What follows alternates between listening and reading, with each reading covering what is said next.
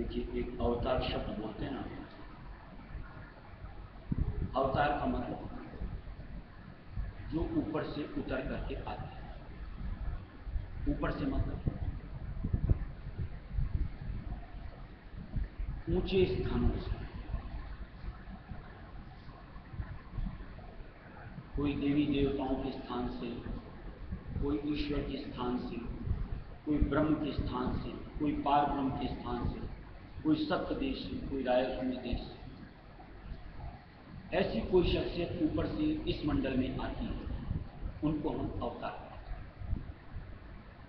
हमने जो हम जीव श्रेणी में होते हैं और उनमें जो ऊपर से आते हैं, देखने का कोई फर्क नहीं होता।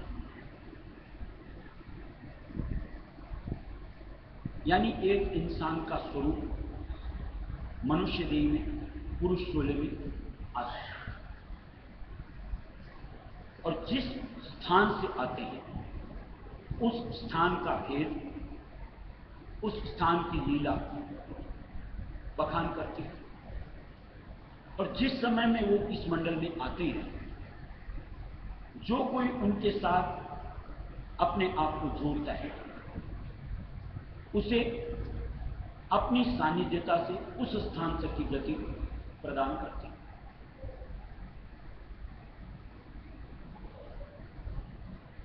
इस मंडल का रवैया को बड़ा अजीब होता है। अजीब कहने का तात्पर्य ऐसा कि जिस वक्त में इस मंडल में अवतार होते हैं, उस वक्त उनसे ताल्लुक बनाने वाले, जुड़ने वाले गिनती की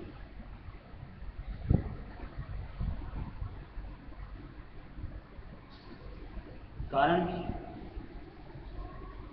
कि बाहर से देखने में कुछ भिन्नता हमें और उनमें चूंकि नहीं होती, तो हर कोई इंसान उनकी उस लीला को, जो कि वो ऊपर के मंडल की आकर के दर्शाते हैं, बताते हैं, समझ पाना बस की बात नहीं। आज जैसे भगवान राम, व्यास जी, वशिष्ठ जी, आज भगवान कृष्ण, आज हम लोग इनको अवतार के साथ, नाम के साथ बखान करते हैं। और जिस वक्त इन्होंने अवतार लिया था, मान लो, उस वक्त उनको बतौर अवतार या भगवान जैसे हम लोग शब्द इस्तेमाल करते हैं, मानने वाले इस मंडल में, पृथ्वी लोक में कितने जीव थे। आज चाहे वो तादाद करोड़ों में चाहे क्यों न हो, उस वक्त उस धारणा के साथ वाकिफता लेना, उनकी लीला को लग पाना और उनके जरिए से उस ऊपर के स्थान को हासिल करना, इसकी ख्वाहिश कितने जनों में थी? चुनिंदा। यह मंडल ऐसा है कि जब यहां से धार लौट जाती है, उसके बाद उनकी महिमा मंडित होती रहती है। जैसे मान लो अपन संत अवतार की बात करें, कबीर साहब, नानक साहब, पलटू साहब, दादू दयाल जी, हरिदास जी, तुलसीदास जी, जिस वक्त में इस मंडल में थे, उस समय जीवों से उनके ताल्लुक बनाने की तादाद कितनी थी? आज देखो, कबीर साहब को हर धर्म का अनुयायी, कोई भी धर्म से ताल्लुक क्यों न रखता, उनके जो भी कथन है, उनकी सार्थकता को स्वीकार करता है और इज्जत के साथ उनका नाम लेता है, और ऐसी मानन मानते कि वो संतों के अवतार थे। लेकिन उस वक्त गिने चुने। इसी तरीके से अगर अपन रायसूनी दयाल के अवतारों की बात करें, चाहे वो स्वामी जी महाराज, हुजूर महाराज, महाराज साहब, बाबूजी महाराज, बड़े महाराज, उनकी उपस्थिति में यहां वो संत कि ऊपर के मंडल से आए हैं, रायस्वामी दयाल की मूर्त है, इस अनुरूप उनका साथ, उनको मानने वाले कितने, जैसे मान लो आज स्वामी जी महाराज हुजूर महाराज, इनको आज चोला छोड़े अरसा हो गया, उनके मानने वालों की तादाद में वृद्धि होती चली जा रही है। अजीब बातें हैं देखो। और जैसे मान लो बड़े महाराज इनकी सानिध्यता में हम लोगों की आंखों देखी बात है कितने थे, और आप चोला छोड़ने के बाद इनके गुणानुवाद गाने वालों की संख्या में न जाने कैसे अचानक वृद्धि हो जाए। आज के वक्त में उस मालिक का कोई अवतार हो गुरु रूप में, यानी आम इंसानी स्वरूप के अंदर, अगर हमारी उनके साथ में मुलाकात हो और हमारा उनके प्रति उस अनुरूप भाव कायम हो, तो हम अपना भला कर सकते हैं। यानी उनकी शरण से जुड़ करके, निज घर का भेद लेकर के आज हम अपने उस पथ पर बढ़ते हुए उस पथ तक को हासिल कर सकते हैं जहां से कि हमारी सुरत यानी आत्मा की उत्पत्ति कहो, निकास कहो हुआ। लेकिन आज उस मूर्त को जो एक आम इंसान का होता है, खाली अगर कोई बाहर से जांचना परखना चाहता है तो बाहर की लीला या बाहर का आकार ऐसा कुछ भिन्न होता नहीं कि जिसको देख करके लग करके आज उनके प्रति मालिक का भाव कायम होता हो। लेकिन अगर कोई उनसे उपदेश लेकर के यानी नामदान अंतर की राह पे आगे बढ़ता है, जो कि संत मत रहस्य मत में सुरक्षित योग का भेद दिया जाता है, और उस अंतर के मर्म को लग करके जब रहस्य नाम टेरता हुआ उसी स्वरूप को अंतर में ख्याल बना करके अपने आप की चेतनता उल्टाने का प्रयत्न करता है। और इस दरमियान अगर कुछ झलक वो निराकार मालिक रहस्य दयाल उस स्वरूप में देता है, तब कहीं जाकर के हमारी धारणा भावना उनके प्रति मालिक के कुल के रूप में बन पाती है, और तभी हम उनके साथ उस रूप से जुड़ करके अपने काम को अग्रसर कर पाती हैं, और तभी उनके जरिए से ये जहां से हमने अपने आप को जकड़ रखा होता है, जिसको बंधन कहते हैं, उन अंगों से हमारा छुटकारा होना शुरू होता है। और जैसे जैसे यहां से यूं को छुटकारा होता है, बाहर से तो देखो किसी ने किसी को बांधा नहीं होता कि यहां से खोल दिया कि यहां से खोल दिया कि यहां से खोल दिया, लेकिन जहां सत्संग के जरिए से सच्चाई सामने आती है और उसको हम ढांकते हैं, अपने आप सच्चाई से जुड़ करके हमारा मन चित्त उधर से हट करके मालिक के चरणों में दृढ़ता से जुड़ता चला जाता है। और जैसे जैसे यहां से बंधन हम अपने हल्के करते हैं, हम यानी सुरत यानी आत्मा अपनी चेतनता जो बाहर बिखेर रहे होते हैं, चाहे वो काम धाम वगैरह की वजह से या यूं को भोगों की वजह से या विकारों की वजह से, किसी भी जरिए से अपने आप हमारा मन बनता है कि इसको यूं बेतरतीब खर्च नहीं करेंगे कि जिससे हम यानी सुरत यानी आत्मा निबल हो जाए। और निबल होने का तात्पर्य कि वापिस हमें 84 लाख योनियों का चक्कर काटना पड़े, अब यह कर्म हम नहीं करेंगे। और इस धारणा के साथ हम अपने आप को समेटते संग्रह करते चलते हैं, यानी एक एक अंग से हम अपनी वृत्ति को फेर करके मालिक के निज नाम जो कि ध्वन्यात्मक शब्द है उसके साथ अपने आप को जोड़ती है, और उसी मूर्त को जो मालिक हमारे लिए भेजता है, हम जिनको अवतार स्वरूप मानते हैं, गुरु रूप में धारण करके उनके स्वरूप में हम अपने आप को जोड़ करके कुल सृष्टि से अपने आप को निकालने का यत्न करते हैं। और एक वही स्वरूप होता है और एक वही नाम होता है कि जिसके धारणा से हम अपने आप को स्थिर कर पाते हैं। यानी कहीं मन हमारा चंचल होने से, हरकत करने से बाज आता है, दुनिया के आप किसी और नाम कहो, स्वरूप कहो, आप किसी के साथ गुण करके, किसी को ध्यान करके मन को स्थिर करके दिखाओ। निश्चित तौर से क्योंकि वो मुक्ति के धाम से नहीं आया हुआ होता है, नाम और स्वरूप हमारे मन को स्थिर नहीं कर पाता, बल्कि और ज्यादा चंचल चलायमान करता है। और ऐसी स्थिति में घट के अंदर में उलट पड़ना, आज्ञा चक्र जो कि हमारी सुरत यानी आत्मा का बैठक का स्थान होता है, यहां पर अपनी वृत्ति को केंद्रित कर पाना मुमकिन ही नहीं हो पाता। लेकिन वही अगर सच्चे गुरु यानी अवतार स्वरूप से उपदेश लेकर के राया सुनी नाम टेढ़ते चलो, तो निश्चित तौर से इस स्थान पर जो कि हमारी आज्ञा चक्र पर सुरत यानी आत्मा के बैठक का स्थान है, हम अपने आप को ला करके टिका पाते हैं। जैसे भी थोड़ी देर पहले हम लोगों ने ध्यान किया, उसमें हम लोगों ने प्रयत्न यही किया कि किसी तरीके से नाम जपते हुए स्वरूप को सन्मुख रख करके चेतनता को उल्टाएं, यहां पर संवेदित होकर के परमपिता से यानी निराकारी स्वरूप से अपने आप को जोड़ते। धीरे धीरे हमारा प्रयत्न अगर करते चलेंगे कारगर सिद्ध होता है, यानी आत्म साक्षात्कार होता है। और उसके बाद उनका यानी मालिक कुल रायस्वामी दयाल का गुरु स्वरूप में धर करके हम लोगों को साक्षात्कार मिलता है। और उस स्वरूप को पकड़ करके हम ऊपर के मंडलों को तय करते हुए अपने देश तीसरे मंडल सप्त देश रायस्वामी देश में अपने आप को समा पाने की लालसा बना करके निश्चित तौर से एक सच्ची आधार से एक दिन उस मुकाम तक अपनी गति को धारण कर पाते हैं। और जिनकी ऐसी मत बनती है, उन्हीं की तरफ से ऐसे वचन अंतर से निकलते हैं कि प्यारे मेरे सदगुरु दाता, कि वो स्वरूप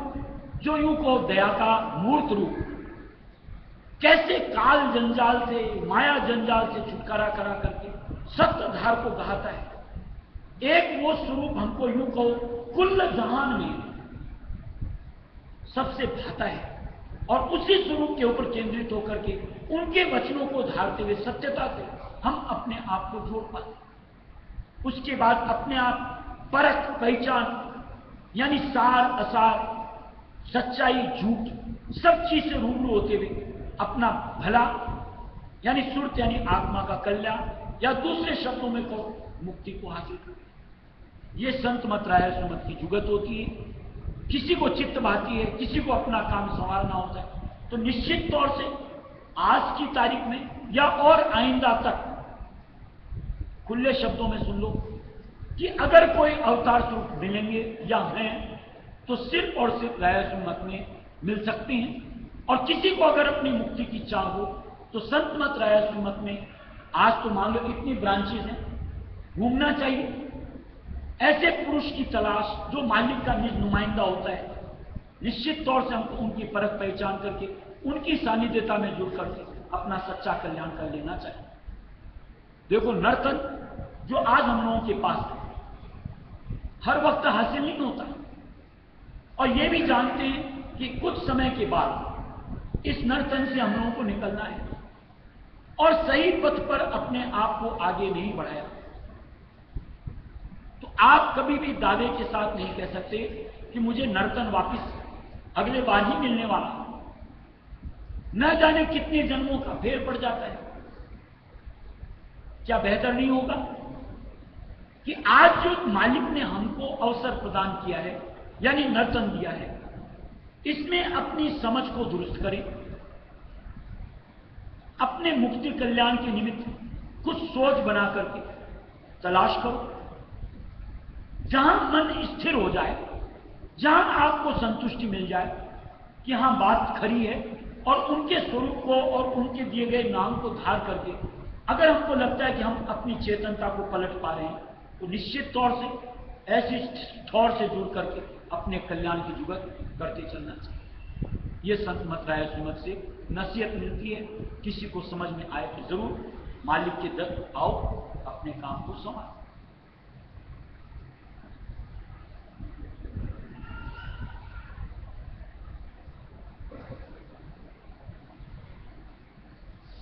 सूरत धारा मिल गई स्वामी से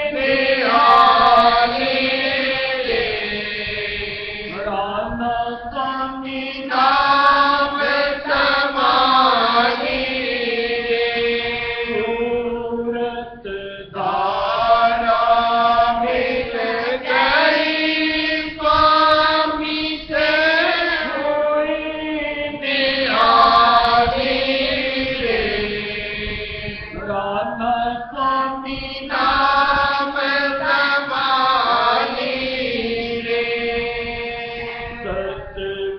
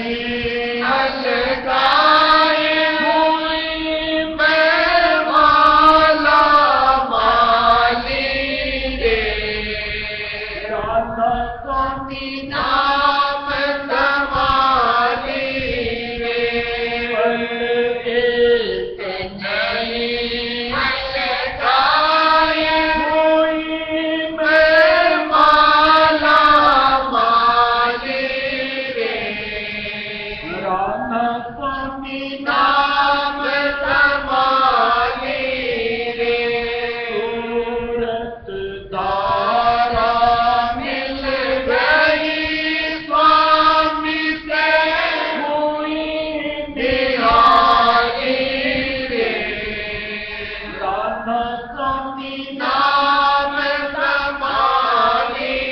रे सूरत धारा मिल गई स्वामी से हुई निराली रे राधा स्वामी नाम समाधि रे। दो चीज होती है, एक थ्योरी और एक प्रैक्टिकल। दो होता है। आप मान लो आपने खूब थ्योरियां पढ़ी, लेकिन जब तक आप उसको प्रैक्टिकल में इस्तेमाल नहीं करोगे, वो थ्योरी क्या काम आए आपकी लाइफ में?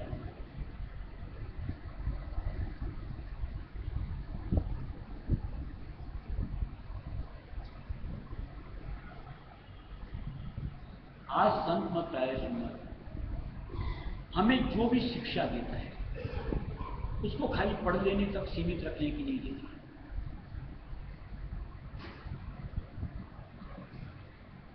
कि बस सत्संग सुन लो, बस हो गया तुम्हारा। नहीं, जैसे सुबह भी बात हुई, कई सत्संग में बात हुई कि सत्संग से तो ज्ञान मिलता है, समझ मिलता है। उस ज्ञान और समझ को अपनी जिंदगी में हमें उतारना है, यानी प्रैक्टिकल में अपनी जिंदगी में लेना है। जो उस समझ और ज्ञान को अपनी जिंदगी में उतार लेता है, उसकी जिंदगी का रुख परिवर्तित होता है।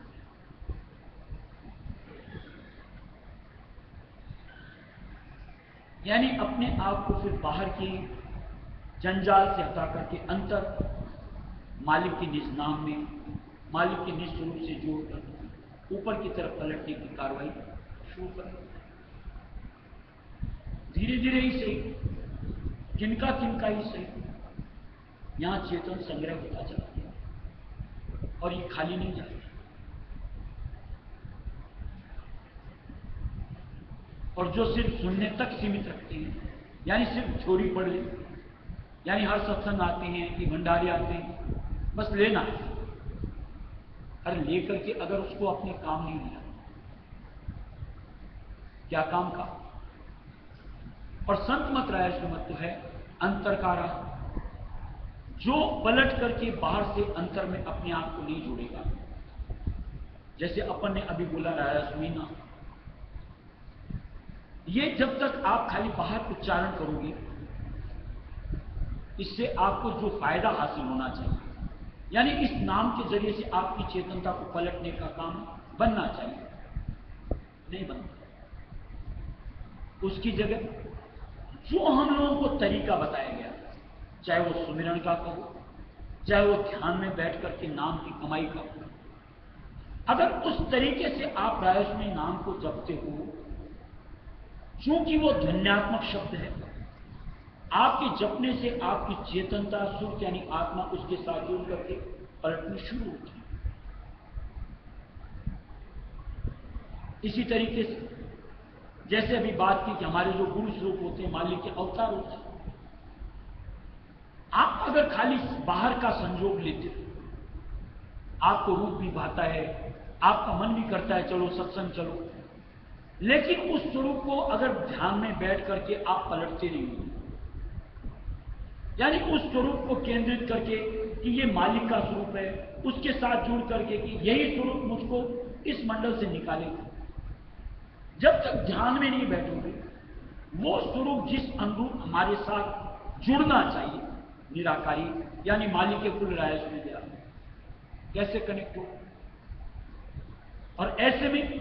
इस नश्वर मंडल से, जो कि मुल्क है माया का, काल का, यहां से हमारी निकासी कैसे मुमकिन होगी? और जब तक यहां से निकासी नहीं होगी, हमारा मुक्ति उद्धार कैसे होगा? और संत मत राय मत का एक ही ध्येय है, सुरत यानी आत्मा को मुक्ति उद्धार प्रदान कर, यानी थ्योरी को हमको प्रैक्टिकल में परिवर्तित करना, तब जाकर के सत्संग हमें फायदा देगी, नहीं तो कोई फायदा नहीं। राधा प्रसाद।